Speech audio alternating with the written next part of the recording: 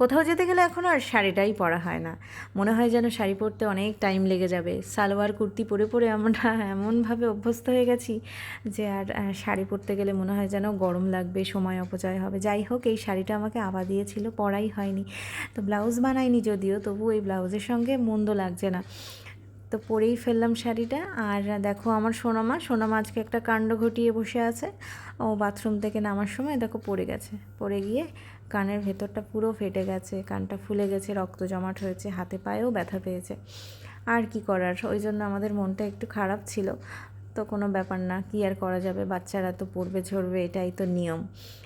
তো আমরা দেখো দুজন মিলে তো রেডি তো হয়েই গেছি, আর বেরিয়েও পড়েছি মোটামুটি।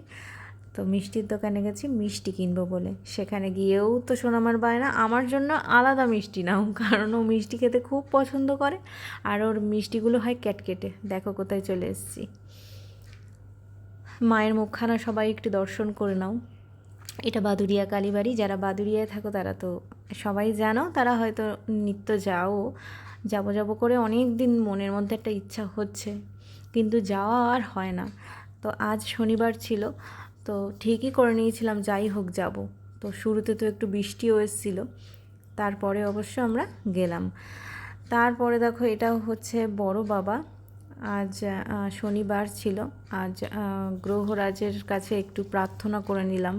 একটাই প্রার্থনা, সেটা হচ্ছে সত্যের প্রতিষ্ঠা হোক। আমি মন থেকে যেটা চাই, এই অন্যায় অবিচার মিথ্যাচার এগুলো সমাজ থেকে যতটা পারুক একটু কমুক, মানুষ রেহাই পাক, একটু মানুষ নর্মাল হোক, এটাই হচ্ছে কথা। আর এই তো এখানেও একটু মনের কামনা বাসনাগুলো বললাম। যদি ভিডিও তোমাদের ভালো লাগে অবশ্যই একটা লাইক কমেন্ট করে দিও।